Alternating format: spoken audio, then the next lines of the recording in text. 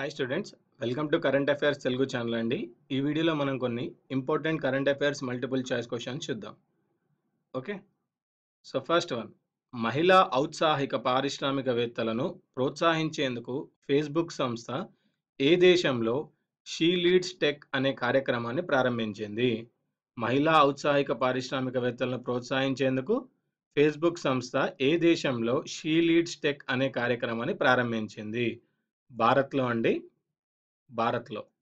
So ఈ కార్యక్రమంలో భాగంగా పరిశ్రమలు స్థాపించే ఔత్సాహిక మహిళలకు సంస్థ నిర్వహణలో ఏడాది పాటు సాయం చేస్తుంది.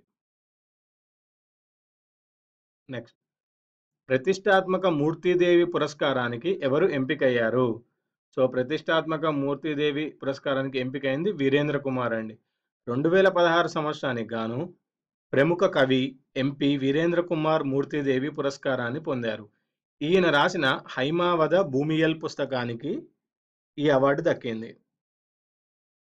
నెక్స్ట్, ఐఎస్ఎస్ఎఫ్ షూటింగ్ ప్రపంచ కప్లో అత్యధిక మెడల్స్ సాధించిన దేశం ఏది? ఐఎస్ఎస్ఎఫ్ షూటింగ్ ప్రపంచ కప్లో అత్యధిక మెడల్స్ సాధించిన దేశం చైనా. ఫిబ్రవరి 22 నుంచి మార్చి 4 వరకు న్యూఢిల్లీలో ఐఎస్ఎఫ్ఎఫ్ షూటింగ్ ప్రపంచ కప్ జరిగింది. ఇందులో 6 స్వర్ణాలు 6 రజతాలతో పతకాల పట్టికలో చైనా తొలి స్థానంలో నిలిచింది. రెండవ స్థానంలో ఇటలీ 2 స్వర్ణాలు 3 రజతాలు. మూడవ స్థానంలో ఆస్ట్రేలియా, జపాన్ 2 స్వర్ణాలు 1 రజతం నిలిచాయి. ఈ క్రీడల్లో భారత్ 1 స్వర్ణం 2 రజతాలతో 5వ స్థానంలో నిలిచింది.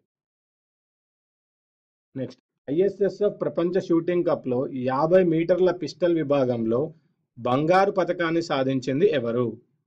సో ఐఎస్ఎస్ఎఫ్ ప్రపంచ షూటింగ్ కప్లో 50 మీటర్ల పిస్టల్ విభాగంలో బంగారు పతకాన్ని సాధించింది జితు రాయ్.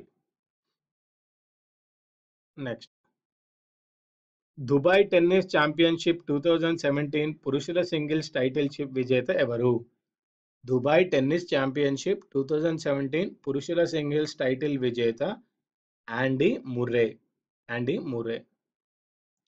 ఈ టోర్నీ పురుషుల సింగిల్స్ ఫైనల్లో ఫెర్నాండో వెర్డాస్మోని ఓడించి యాండీ ముర్రే టైటిల్ సొంతం చేసుకున్నాడు. నెక్స్ట్, బగోరియా గిరిజన ఉత్సవాలను ఏ రాష్ట్రంలో నిర్వహిస్తారు?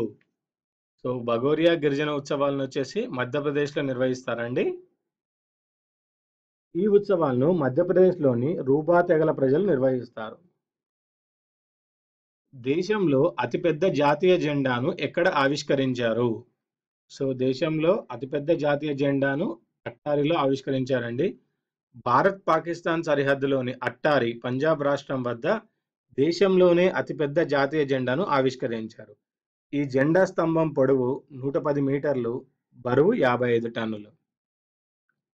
మయన్మార్ నౌకాదళానికి శిక్షణ ఇవ్వనున్న దేశం ఏది?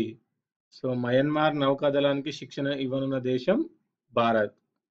భారత్ నావీ మయన్మార్ నౌకాదళానికి శిక్షణ ఇవ్వనుంది. నెక్స్ట్, భారత్ ఒమన్ దేశాలు ఇటీవల ఏ పేరుతో సంయుక్త సైనిక విన్యాసాలు నిర్వహించాయి? సో భారత్ ఒమన్ దేశాలు ఇటీవల ఏ పేరుతో సంయుక్త సైనిక విన్యాసాలు నిర్వహించాయి? అల్ నగా 2. ఈ విన్యాసాలను హిమాచల్ ప్రదేశ్లో నిర్వహించారు.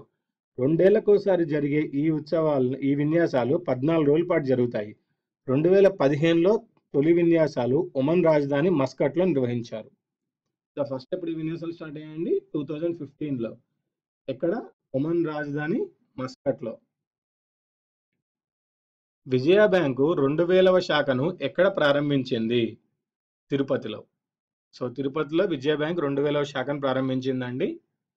ఈ రోజుకి లాస్ట్ బిట్ అండి ఇది.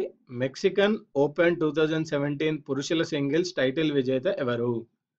సో మెక్సికన్ ఓపెన్ 2017 పురుషుల సింగిల్స్ టైటిల్ విజేత సామ్ క్వారీ. దీని వివరణ వచ్చేసి 24వ మెక్సికన్ ఓపెన్ పురుషుల సింగిల్స్ ఫైనల్లో రఫెల్ నాదల్ని ఓడించి సామ్ క్వారీ టైటిల్ దక్కించుకున్నాడు. ఇవ్వండి ఈ వీడియోలోని important current affairs bits. So మీరు నాకు కరెంట్ అఫైర్స్ తెలుగు యాప్ కూడా ఉందండి. మీరు ఆండ్రాయిడ్ ప్లే స్టోర్లోకి వెళ్ళి current affairs Telugu by Sandeep అని టైప్ చేస్తే ఇదే ఐకాన్తో మీకు ఒక యాప్ కనిపిస్తుంది. మీరు దాన్ని డౌన్లోడ్ చేసుకొని ప్రాక్టీస్ చేసుకోవచ్చు ఎనీ నెంబర్ ఆఫ్ టైమ్స్ అన్న.